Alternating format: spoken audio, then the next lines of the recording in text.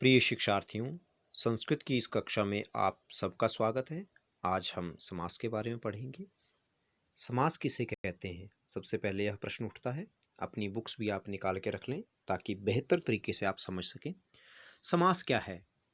संक्षिप्तीकरण, छोटा कर देना। जैसे हमने संधि में पढ़ा है, दो या दो से अधिक वर्णों के मेल को कहते हैं हम संधि, और दो या दो से अधिक शब्दों के मेल को कहते हैं समास। वर्ण जैसे नर धन ईश, क्या बन गया? नरेश। ये क्या है? नर और ईश दो जो हमारे पास शब्द थे, उनके हमने पहले जो पद है हमारे पास, पूर्व पद के अंतिम वर्ण को और अंतिम जो पद है उसके पूर्व वर्ण को हमने मिलाया आपस में, कुल मिला के वर्णों को जोड़ा। नर में जो अ है और ईश में जो ई है उनको जोड़ दिया। नर धन ईश क्या बन गया? नरेश। तो ये हो गया संधि। ठीक है, लेकिन यहां पर क्या है, जैसे उदाहरण है, नगरस्य समीपम नदी बहती। नगर के पास नदी बहती है, तो नगरस्य समीपम, इन दोनों को हमने जोड़ दिया, बन गया उपनगरम। संधि में हम दो या दो से अधिक वर्णों को जोड़ते हैं और समास में दो या दो से अधिक शब्दों को जोड़ते हैं। जैसे दो शब्द है नगरस्य और समीपम, जोड़ के क्या बन गया? उपनगरम। दूसरा है हमारे पास रामः च लक्ष्मणः च, राम और लक्ष्मण, जोड़ के क्या बन गया? राम लक्ष्मणौ। द्विवचन में दोनों, राम और लक्ष्मण। ठीक है, तो यहां पर शब्द है हमारे पास रामः च लक्ष्मणः च, इनको जोड़ दिया हमने। ठीक है, यहां पर संधि नहीं हुई, ये क्या है? समास है। फिर दश आननानि यस्य सः, दश है आनन अर्थात मुख जिसके, उसको क्या कहेंगे? दशानन। इन चारों शब्दों को जोड़ करके एक छोटा शब्द बना दिया, दशानन। अब ये हो गया समास। ठीक है, दो या दो से अधिक वर्णों के, क्षम्यता, शब्दों के मेल को, दो या दो से अधिक शब्दों के मेल को क्या कहते हैं? हम समास कहते हैं। समास के मुख्य रूप से चार भेद हैं और आपको दो ही भेद लगे हुए हैं, द्वंद्व और तत्पुरुष। तो समास के चार भेद दिए हुए यहाँ पे, अव्ययी भाव, द्वंद्व, तत्पुरुष और बहुव्रीहि। अव्ययी भाव में क्या होता है? पूर्व पद प्रधान होता है, पहला वर्ण या उपसर्ग होता है जुड़ा हुआ, या फिर अव्यय होता है। जैसे उपनगरम, तो यहाँ पे उप क्या है? उपसर्ग जुड़ा है, इट मीन्स ये क्या है? अव्ययी भाव है। जैसे यथा शीघ्रम, तो यथा क्या है? अव्यय है, तो इसका मतलब यह अव्ययी भाव है। द्वंद्व में दोनों पद प्रधान होते हैं, दो या दो से अधिक शब्दों के मेल को कहते हैं। दोनों जो हमारे पास शब्द आए होते हैं, दोनों जो हमारे पास पद आए होते हैं, वो क्या होते हैं? दोनों समान होते हैं। जैसे राम लक्ष्मण, राम और लक्ष्मण दोनों भाई भाई हैं। जैसे भाई बहन, माता पिता, पति पत्नी इत्यादि, इस प्रकार से उसे द्वंद्व कहते हैं। तत्पुरुष में दूसरा पद प्रधान होता है। जैसे अव्ययी भाव में हम फर्स्ट जो वर्ड होता है उसको देखते हैं, तत्पुरुष में दूसरा। जैसे राज सैनिका, राजा का सैनिक, अब राजा का महल भी हो सकता है। ठीक है, उसी प्रकार से आगे हमारे पास आ गया बहुव्रीहि। बहुव्रीहि में क्या होता है? बहुव्रीहि जैसे लिखा है दशाननः, दश हैं आनंद जिसके। ठीक है, बहुव्रीहि और एक होता है हमारे पास कर्मधारय, यहाँ पर एक दूसरे की उपमा की गई होती है। ठीक है, अब जैसे लिख दिया चंद्रमुखी, चंद्र के समान मुख है जिसका, और यदि ये किसी का नाम है तो बहुव्रीहि हो जाएगा, अगर नहीं है तो कर्मधारय रहेगा। अब बहुव्रीहि में और देखते हैं, जैसे सहस्र बाहु, हजारों हैं भुजाएं जिसकी, तो ये तो एक तारीफ हो गई। ठीक है, कि हजार भुजाओं जैसा है वो, या हजार भुजाओं के बल वाला है। अगर सहस्र बाहु किसी का नाम है तो वो बहुव्रीहि हो जाएगा। ठीक है, जैसे लंबोदर, लंबा है उदर जिसका, किसी का भी हो सकता है, लेकिन अगर किसी का नाम है तो बहुव्रीहि चला जाएगा। जैसे गणेश को भी लंबोदर नाम से पुकारा जाता है, तो ये क्या हो गया? बहुव्रीहि हो गया समास। ठीक इसी प्रकार से बहुव्रीहि जो है मिलता जुलता है इसके साथ, कर्मधारय को यहाँ लिखा नहीं गया है। आप यहाँ देखें, इसमें भी लिखा हुआ है तत्पुरुषा अत्र उत्तर पदम प्रधानम भवति। उत्तर पद माने दूसरे वर्ण पर ज्यादा फोकस होता है, ये आप कुल मिला के समझ लीजिए इतना सा। ठीक है, विग्रहे पूर्व पदे प्राय द्वितीयातः सप्तमी पर्यंतम विभक्ति नाम प्रयोगा भवति। जब बोलता हम इसको तोड़ते हैं तत्पुरुष समास को, तो इसमें द्वितीय से लेकर के सप्तमी तक विभक्ति का प्रयोग होता है, इसलिए इनको द्वितीय तत्पुरुष, तृतीय तत्पुरुष, चतुर्थी तत्पुरुष, इस प्रकार से सप्तमी तक विभक्तियों का प्रयोग होता है। अब है जना नाम समूह, लोगों का समूह, उसको क्या कहेंगे? जन समूह, जोड़ के बना दिया। ठीक है।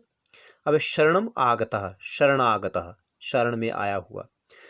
गृहम गता, घर को गया हुआ। जनकम आश्रिता, जन का आश्रिता। वाचा कलह, वाक कलह। विद्याहीनः, विद्याहीन। बालाय इदम, बालार्थम। ठीक है। इस प्रकार से तत्पुरुष की पहचान है। अब है स्वर्णस्य आभूषणम, स्वर्ण का आभूषण या स्वर्णाभूषणम, स्वर्ण सोने का गहना। अब सोने का क्या हो सकता है? घर भी हो सकता है। सोने का क्या हो सकता है? मंदिर भी हो सकता है। इस प्रकार से पहला जो है वर्ण, उस पर ज्यादा फोकस नहीं, दूसरे शब्द को जब हम पढ़ते हैं तब अर्थ का सही पता चलता है, वही तत्पुरुष की पहचान है। फिर देवस्य मंदिरम, देव मंदिरम, इसी प्रकार से। ठीक है। अब यहाँ पर दिया हुआ आगे बाला नाम सभा, बच्चों की सभा। ठीक है। बच्चों की कक्षा भी हो सकती है, बच्चों का घर भी हो सकता है। इसी प्रकार से पहचान है हमारे पास तत्पुरुष समास की, इसको आप पढ़ लेंगे। अब है हमारे पास द्वंद्व। कहते हैं अत्र उभय पदयोः प्रधानता भवति, या दोनों पद जो है प्रधान होते हैं। और द्वंद्व समास चोइति अर्थे भवति, द्वंद्व समास और इस अर्थ में होता है, ये इसकी पहचान है अगर विग्रह करेंगे आप। और देखा जाए तो खासकर इसमें औ रहता है एंड में, अंत में। अब जो नपुंसकलिंग होंगे वो तो जैसे फलम फले फलानी की तरह चलेंगे, लेकिन बाकी में खास करके जो होता है द्विवचन रहता है, और बहुवचन का भी कई जगह प्रयोग होता है। जैसे यहाँ पे एक उदाहरण आपके पास दिया होगा, धर्माच अर्थाच कामाच मोक्षाच, तो धर्मार्थ काम मोक्षाह, ये भी द्वंद्व समास में ही आएगा। अब सीता च रामाच, सीता और राम दोनों क्या है? दोनों पदों की प्रधानता है, जितनी प्रधानता सीता की है उतनी ही राम की भी है, तो सीता रामौ। औ इसकी पहचान है। माता च पिता च, माता पितरौ, या पितरौ भी होता है। अब रामा च लक्ष्मण च, राम लक्ष्मणौ। इसी प्रकार से जैसे आप अंतिम तीसरे को देखें, सीता च गीता च, सीता गीते। अब यहाँ पे औ नहीं है, क्यों नहीं है? क्योंकि सीता गीता आकारांत स्त्रीलिंग है, और द्वितीया का या प्रथमा के द्विवचन में इसका रूप बनेगा।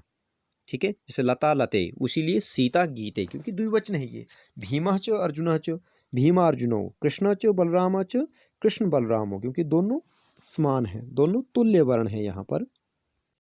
इन समास के उदाहरणों को आप स्वयं पढ़ेंगे। अब यहाँ पर कुछ काम आपको दिया हुआ है। कहते हैं तत्पुरुष और द्वंद्व समास को छांट के आप लिखेंगे। अब देखें, अगर आपको पता नहीं लगता कि तत्पुरुष कैसे होगा तो द्वंद्व की ओर चलें। ठीक है। जो बचेंगे वो तत्पुरुष होंगे, या हम साथ साथ में लिखते चलेंगे, मैं बताता चलता हूँ आपको। राम लक्ष्मणौ, राम और लक्ष्मण, और अर्थ में आ गया तो द्वंद्व है, टिक करते चलें इसको। फिर पुष्प वाटिका, फूलों की क्यारी, यानी कि फूलों की, आगे नेक्स्ट वर्ड पर आंसर डिपेंड करता है, इसका जो भाव है वो डिपेंड करता है नेक्स्ट वर्ड पर। तो ये क्या हुआ? द्वितीय पद प्रधान, यानी कि तत्पुरुष। कोकिल मयूरव, कोकिला और मोर, तो ये भी द्वंद्व है। जनक सभा, जनक की सभा, यानी कि नेक्स्ट वर्ड पर डिपेंड करता है, तत्पुरुष। विद्याहीना, विद्या हीना, तृतीया तत्पुरुष। धर्मार्थौ, द्वंद्व औ है। सिंह भयम, शेर से डरना, तो ये क्या आ गया? तत्पुरुष। वृक्ष पतितः, पेड़ से गिरा हुआ, ये भी तत्पुरुष है। कृष्णार्जुनौ, कृष्ण और अर्जुन, द्वंद्व है। देव पूजा, देव की पूजा, तत्पुरुष है। कार्य निपुण, काम में निपुण, ये भी तत्पुरुष है, सप्तमी तत्पुरुष। पार्वती परमेश्वर, पार्वती परमेश्वर, पार्वती और परमेश्वर कौन? भगवान शंकर और पार्वती, तो ये भी द्वंद्व है। हंस बकौ, हंस और बक, तो ये क्या है? द्वंद्व है। देशभक्त, देशस्य भक्त, यानी कि तत्पुरुष है। लता रमे, लता और रमा, द्वंद्व है। धनहीन, धन से हीन, तत्पुरुष है। सुख दुखे, सुख और दुख, ये क्या है? द्वंद्व है, क्योंकि सुखम दुखम, तो फलम फले, प्रथमा का द्विवचन यहाँ लिया हुआ है, दोनों को जोड़ के, द्वंद्व है। ग्रीष्म बसंतो, दोनों ऋतुएं हैं, दोनों की प्रधानता है, जितनी वैल्यू ग्रीष्म की है उतनी ही वैल्यू बसंत की भी है, तो द्वंद्व है। न्याय कुशल, न्याय में कुशल या न्याय करने में कुशल, तो तत्पुरुष है। कंदमूल फलानी, कंदमूल के फल, यानी कि कंदमूल और फल, ऐसा भी हो सकता है, तो ये द्वंद्व है। फलम फले फलानी, इसको आप द्वंद्व में लिखेंगे। यहाँ आपके पास दो कॉलम दिए हुए, तत्पुरुष और द्वंद्व। तत्पुरुष को तत्पुरुष के कॉलम में और द्वंद्व को द्वंद्व के कॉलम में आप लिखेंगे।